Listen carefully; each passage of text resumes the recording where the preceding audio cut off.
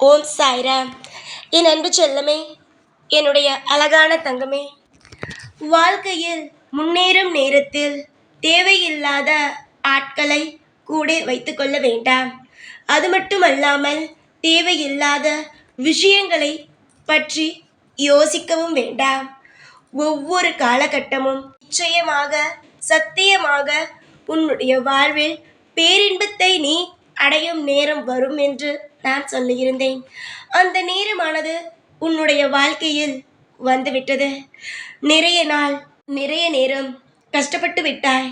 இனிமேல் கஷ்டத்திற்கு உன்னுடைய வாழ்க்கையில் இடம் என்பது கிடையவே கிடையாது.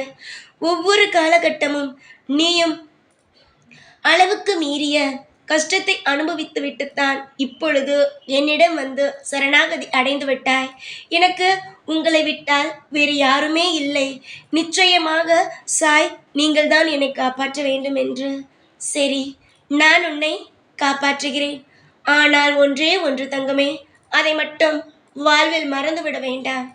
என்ன தெரியுமா?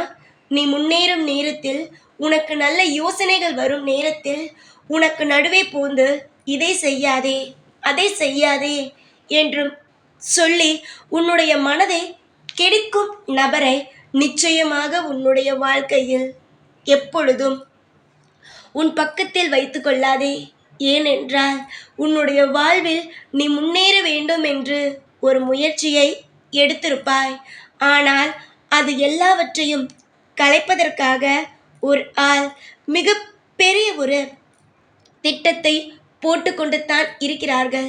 உண்மையில் சொல்ல வேண்டுமானால் உன் பக்கத்திலேயே இருந்து கொண்டு என்னென்ன விஷயங்கள் செய்ய வேண்டும், எந்தெந்த விஷயங்கள் செய்யக்கூடாது, நீ எப்படியெல்லாம் செய்தால் வாழ்க்கையில் முன்னேறுவாய், எந்த விஷயத்தை செய்ய விட்டால் உன்னுடைய வாழ்க்கையில் நீ கீழே செல்வாய் என்பது நல்லபடியாகவே ஒரு நபருக்கு தெரிகிறது.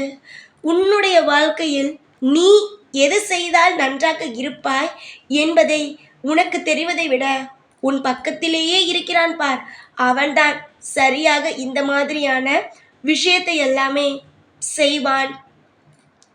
அதே போலத்தான் நண்பன், உறவு என்று சொல்லிக்கொண்டு சிலர் வாழும் வாழ்க்கையை எப்பொழுதும் நீ செய்யும் ஒவ்வொரு விஷயத்தையும் ஒருவன் தடுத்து கொண்டு இருக்கிறான்.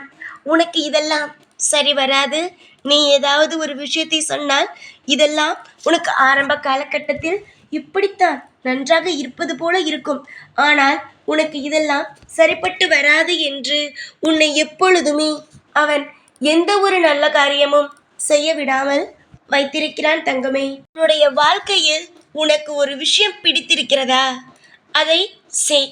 அதை மற்றவனுக்கு சொல்லி அதை செய்யலாமா வேண்டாமா என்று ஒரு பொழுதும் கேட்காதே. அது நீ அப்படி கேட்கும் பொழுது அது உன்னால் செய்ய முடியாது. அவன் யார் கெட்டு போவா, அந்த இடத்தை நம் எப்பொழுது பிடிக்கலாம் என்று காவல் காத்து கொண்டு இருக்கும் பொழுது அதே இடத்திற்கு நீ வழிவிடலாமா? வழிவிடக்கூடாது அல்லவா என் தங்கமே? வாழ்வில் நீ சோர்ந்து விட்டாய், மன வலிகள் அதிகமாகி விட்டது. இதற்கெல்லாம் காரணம் நீதான்.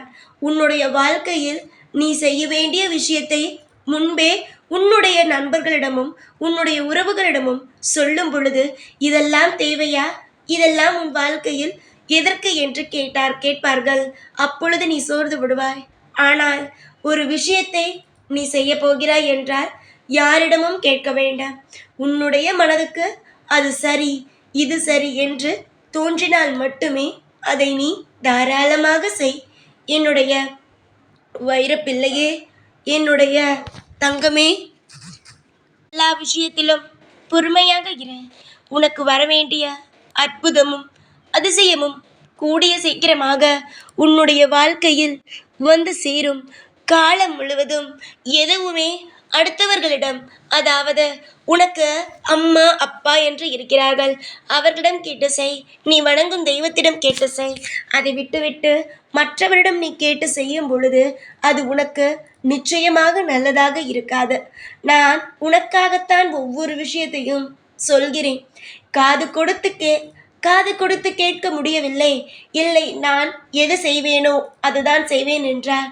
வரப்போகும் ஆபத்துக்கு யாரும் பொறுப்பு ஏற்றுக்கொள்ள மாட்டார்கள், எந்த தெய்வமும். புரிகிறதா? நீயாக ஒரு விஷயத்தில் ஆர்வத்தோடு செய்தாயானால் அது உனக்கு மிகப்பெரிய ஒரு நல்லதை தரும். அதுவே உன்னுடைய வாழ்க்கையில் ஒரு விஷயத்தை ஆர்வமே இல்லாமல் நீ செய்தாயானால் அது எப்பேறுபட்ட விஷயமாக இருந்தாலும் சரி, அது உனக்கு நல்லது தராது. அதனால் தான் சொல்வேன், எதுவாக இருந்தாலும் ஆர்வத்தோடு செய்யுங்கள். எதுவாக இருந்தாலும் மற்றவர்களுக்கு பிடித்திருக்கிறதா என்று பார்க்காதீர்கள். உங்களுக்கு பிடித்திருக்கிறதா, உங்களுக்கு எல்லாம் சரியாக வருமா என்பதை பாருங்கள். எல்லா விஷயத்திலும் அற்புதத்தை நான் நிகழ்த்துகிறேன். காலம் முழுவதும் உன்னை நிச்சயமாக தூக்கி நிறுத்துவதும், உன்னை தட்டி கொடுத்து ஒவ்வொரு காலகட்டமும் உன்னை இழுத்து செல்வதும் என்னுடைய கையில் இருக்கிறது. உனக்கு ஒரு யோசனை வருகிறது, ஒரு விஷயத்தை செய்ய வேண்டும் என்று யோசனை வருகிறது என்றால், அந்த யோசனை யாரால் வந்தது? இந்த சாயால் வந்தது. அந்த சாய் நிச்சயமாக உனக்கு ஒரு நல்ல யோசனையை கொடுத்திருக்கிறேன் என்றால் அதை நீ செய்ய வேண்டும். அதை 1000 பேருக்கு பகிர்ந்து இது மாதிரி செய்யவா அது மாதிரி செய்யவா என்று கேட்கும் பொழுது, ஒவ்வொருவன் ஒவ்வொரு யோசனையை சொல்லும் பொழுது உனக்கு எதுவுமே செய்ய வேண்டாம் என்று தோன்றும். அது மட்டுமல்லாமல் உன்னுடைய வாழ்க்கையை அந்த இடத்திலேயே, உன்னுடைய யோசனையையும் அந்த இடத்திலேயே, உன்னுடைய திறமையையும் அந்த இடத்திலேயே நீ துளைத்து நிற்பாய். தங்கமே, கவலைகள் வேண்டாம், சந்தோஷமாக இருங்கள். எதுவாக இருப்பினும் உங்களுக்கு நான் துணை இருப்பேன். காலம் முழுவதும் உங்களுக்கு வரும் ஆபத்து அனைத்தையும் நான் நிச்சயமாக உங்களுடைய வாழ்க்கையில் இருந்து தூக்கி எறிவேன். புரிந்து கொண்டு வாழ்வில் சந்தோஷமாக எல்லா விஷயத்தையும் அனுபவிக்கும் வழியை பாருங்கள். அதிகமாக நிறைய விஷயங்கள் உங்கள் வாழ்வில் நடந்துவிட்டது.